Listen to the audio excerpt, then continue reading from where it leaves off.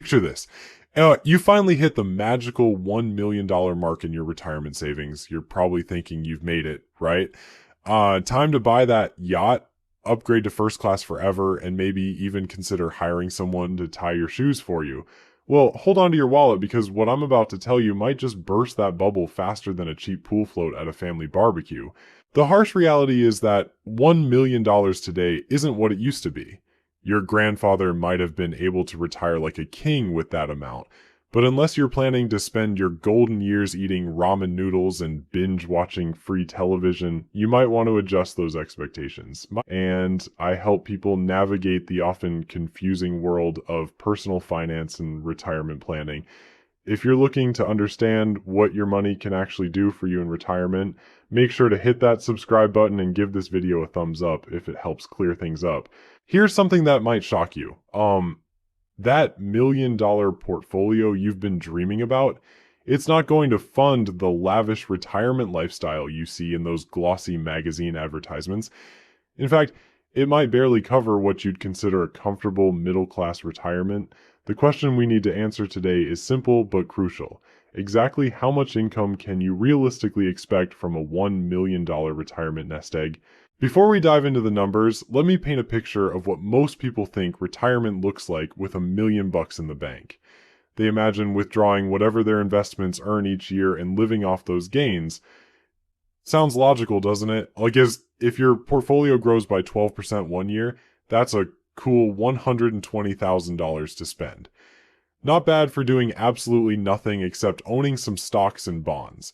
But here's where this fantasy crashes into reality like a shopping cart hitting a speed bump. The stock market doesn't hand out steady paychecks. One year, you might see your investments soar by 25%, making you feel like Warren Buffett's smarter cousin. The next year, you could watch that same portfolio drop by 10%, leaving you wondering if you should have just stuffed your money under a mattress instead. Let me give you a real example of just how unpredictable this can get. Back in 2018, the market stocked to throw investors a curveball, delivering negative returns that left many people staring at their statements in disbelief. If you had been counting on those market gains to fund your retirement, you would have been in for a very unpleasant surprise. Imagine explaining to your spouse that this year's vacation budget just disappeared because the market had a bad mood. Then there's the sneaky villain that nobody likes to talk about, inflation. While you're busy celebrating your $1 million milestone, inflation is quietly working behind the scenes like a pickpocket at a crowded festival. That money loses purchasing power every single year, which means what seems like a fortune today might feel more like pocket change decades down the road. Think about it this way. Remember when a candy bar cost 50 cents? Now that same candy bar probably costs $2 or more. That's inflation doing its dirty work, and it's not going to stop just because you've retired. Your $1 million today will buy significantly less stuff 20 or 30 years from now, even if the number in your account stays exactly the same. This is precisely why financial experts have spent countless hours trying to figure out the sweet spot or keys for retirement withdrawals. How much can you safely take out each year without running the risk of eating cat food in your 80s? The answer isn't as straightforward as you might hope, and it definitely isn't as generous as most people assume. Some financial advisors take the ultra-conservative approach, suggesting you withdraw only 3% of your portfolio each year. With $1 million nest egg, that would give you $30,000 annually to live on, unless your retirement dreams involve a steady diet of generic cereal and discount store clothing. That might feel a bit tight for most people's taste. On the other end of the spectrum, you'll find advisors who think 5% is perfectly reasonable, especially during periods when the market is performing well.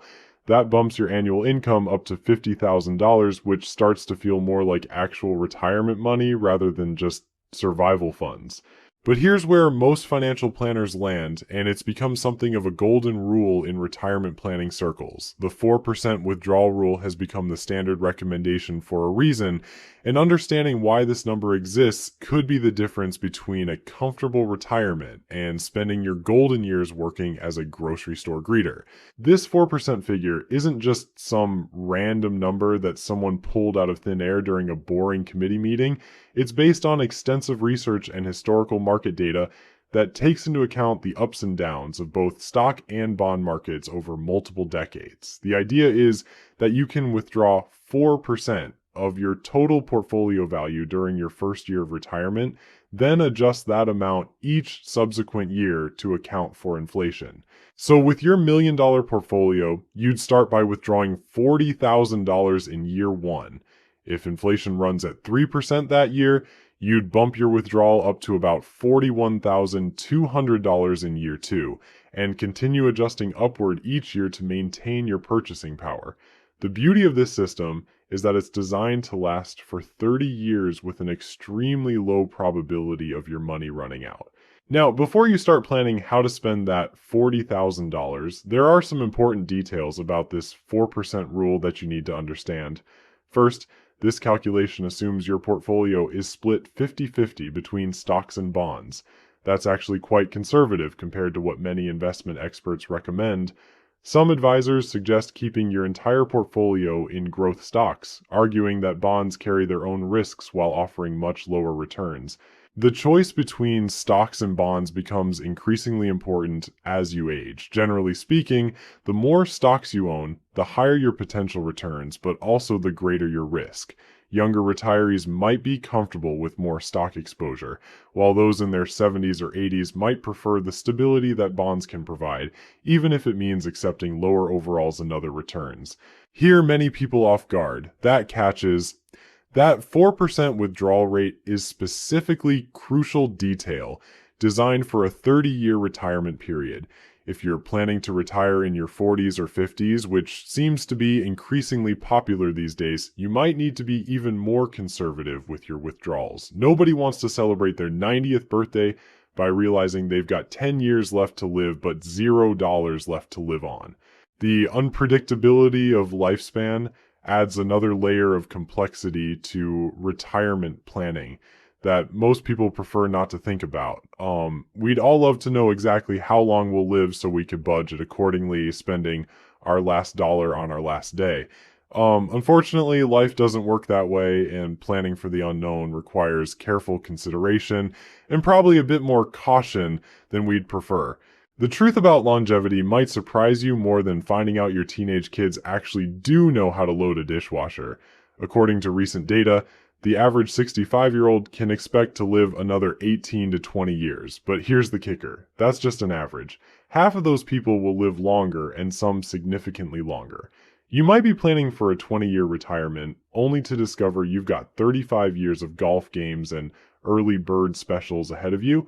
This uncertainty is exactly why being conservative with your withdrawal rate makes sense, even if it feels like you're being unnecessarily cautious. Think of it as wearing a seatbelt or keeping jumper cables in your car. You hope you'll never need the extra protection, but you'll be grateful it's there when life throws you a curveball.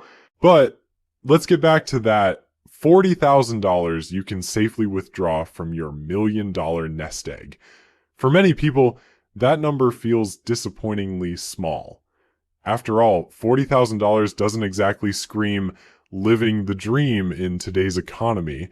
A decent new car can cost that much, and don't even get me started on what a week at a nice resort will run you these days. However, before you start feeling too depressed about your retirement prospects, remember that this $40,000 probably isn't your only source of income during retirement. Most people have been paying into Social Security throughout their working years, and that's designed to provide a foundation of retirement income on top of whatever you've managed to save privately. The average Social Security benefit currently sits at around $1,800 per month, or roughly $21,600 per year. Now, your actual benefit might be higher or lower depending on how much you earned during your working years and when you decide to start claiming benefits. If you wait until your full retirement age, you'll get more than if you claim early. Wait even longer until age 70, and your benefits increase even more. Adding that Social Security income to your 4% withdrawal gives you a combined annual income of approximately $61,600. For a married couple where both spouses receive Social Security benefits, you're looking at potentially $83,000 or more per year. Suddenly, that $1 million retirement starts looking a bit more reasonable, doesn't it? Of course, the government isn't going to let you keep all of that money without taking their cut first. Taxes in retirement can be tricky to navigate, and they'll vary significantly depending on what types of accounts hold your $1 million. If your money is sitting in a traditional 401k or IRA, every dollar you withdraw will be taxed as ordinary income, just like the paycheck you used to receive. On the flip side, if you've been smart enough to build up a Roth IRA over the years, those withdrawals come out completely tax-free. It's like getting a permanent discount on everything you buy during retirement. The catch, of course, is that you had to pay taxes on that money before you put it into the Roth account, so you're essentially choosing when to pay the tax man rather than avoiding him entirely. Most retirees end up with a mix of account types, which actually gives you some flexibility in managing your tax burden. You might withdraw some money from tax-free accounts in years when you need extra cash and lean more heavily on taxable accounts in years when your income is lower. It's like having different tools in a toolbox, each one useful for different situations. The state where you choose to spend your retirement years can also have a dramatic impact on how far that money stretches. Some states have no income tax at all, which means more money stays in your pocket. Others tax everything, including your Social Security benefits, which can put a serious dent in your retirement budget. It's worth considering whether a change of scenery might also mean a change in your financial situation. Beyond taxes, your geographic location affects everything from housing costs to healthcare expenses to the price of a decent cup of coffee. That $60,000 retirement income might feel luxurious in certain parts of the country while barely covering basic expenses in others. The cost of living variations across different regions can be absolutely staggering, and smart retirees factor this into their planning. Healthcare costs deserve special mention because they have a nasty habit of increasing faster than general inflation. While Medicare will cover many of your medical expenses, it doesn't cover everything, and the gaps can be expensive to fill. Long-term care, prescription drugs, and dental work can all take significant bites out of your retirement budget, and these expenses tend to increase as you age. This is where having that $1 million cushion becomes particularly valuable. It's not just about funding your daily living expenses, it's about having the financial flexibility to handle unexpected costs without panicking.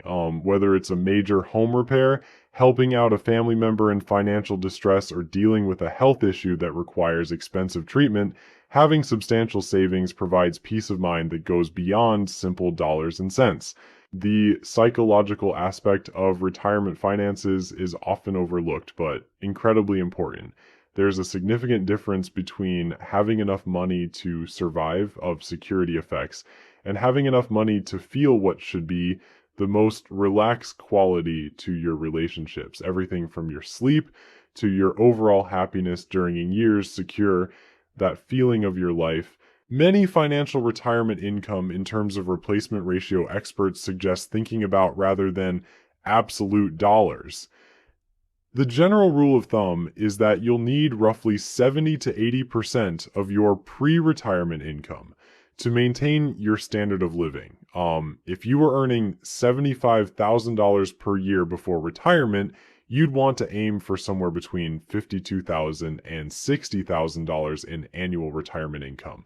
Using this framework, $1 million combined with Social Security benefits might be perfectly adequate for someone who was earning a middle-class income during their working years. However, if you were accustomed to a six-figure lifestyle with expensive hobbies, frequent travel, and premium everything, you might find retirement requires some significant lifestyle adjustments. The timing of when you retire also plays a crucial role in how far your money will stretch. Retiring at 62 means your money needs to last potentially 40 years or more, which requires a much more conservative approach than retiring at 67. Early retirees often need to plan for lower withdrawal rates and might need to consider additional income sources like part-time work or rental properties. Speaking of rental properties, many retirees find that diversifying beyond traditional stocks and bonds can provide additional income streams that help stretch their retirement dollars. Real estate, dividend-paying stocks, or even small business investments can all contribute to your retirement income, though they also come with their own risks and management requirements. The reality is that most people approaching retirement have never actually sat down and calculated what their money will realistically provide. They've got this vague notion that $1 million equals financial freedom, kind of like how people assume that expensive wine automatically tastes better than the bottle with a screw-on cap. Sometimes the assumptions we make about money are just as questionable as our taste in beverages. Let's talk about something that makes many financial advisors break out in a cold sweat: sequence of returns risk. This fancy term describes what happens when you get unlucky with market timing early in your retirement. Imagine you retire right before a major market crash like what happened in 2008. Not only are your investments losing value, but you're also withdrawing money to live on, which means you're selling assets at the worst possible time. It's like being forced to sell your house during a hurricane while the roof is leaking and the basement is flooded. You're not exactly in a position to negotiate the best price. This double whammy of market losses plus ongoing withdrawals can seriously damage your portfolio's long-term prospects, even if the market eventually recovers. This is why many retirees keep what's called a cash buffer, essentially several years' worth of living expenses sitting in boring savings accounts or money market funds. Yes, this money earns practically nothing, but it provides a crucial safety net during market downturns. Instead of selling your investments when they're down, you can live off your cash buffer until markets recover. It's like keeping an umbrella in your car even though it's sunny outside. Now, here's where things get interesting from a tax perspective. That $1 million portfolio isn't just sitting there looking pretty, it's constantly generating taxable events that can catch unprepared retirees off guard. Dividend payments, interest income, and any gains from rebalancing your portfolio all create tax obligations, even if you're not actively withdrawing money for living expenses. This is particularly relevant if you're one of those high achievers who manage to accumulate significant wealth in taxable brokerage accounts rather than just retirement accounts. Every year, you'll receive tax forms that look like they were designed by someone who enjoys making people cry. The complexity can be overwhelming, which is why many wealthy retires end up paying substantial fees to tax professionals just to figure out what they owe. But let's get practical about what $60,000 in annual retirement income actually buys you in today's world. If you're planning to stay in the same area where you worked, you might discover that your housing costs alone consume a significant portion of that budget. Property taxes have a nasty habit of increasing over time, and home maintenance costs don't magically disappear just because you're no longer earning a paycheck.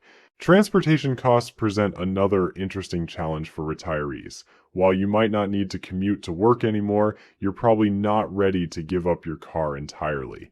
Vehicle expenses, insurance, and the inevitable repairs that come with aging cars can easily consume several $1,000s per year.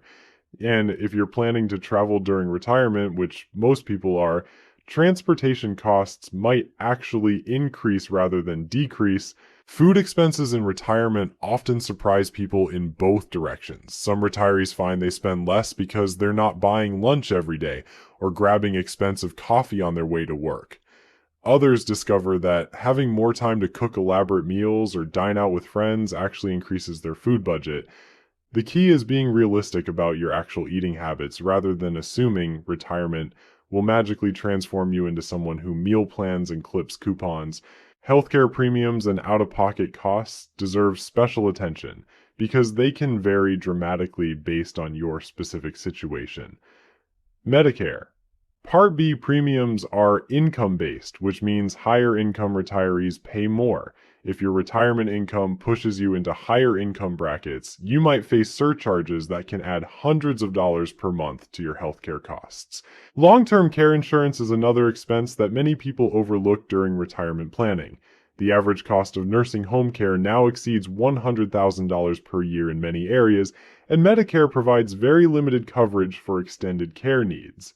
Even assisted living facilities can cost several $1,000s per month, which can quickly exhaust retirement savings if you need care for several years.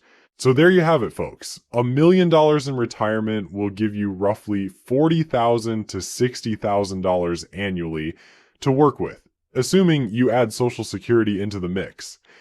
It's not exactly yacht money, but it's not cat food money either. The key is managing your expectations and planning accordingly, because retirement surprises are about as welcome as finding out your dentist has expensive hobbies.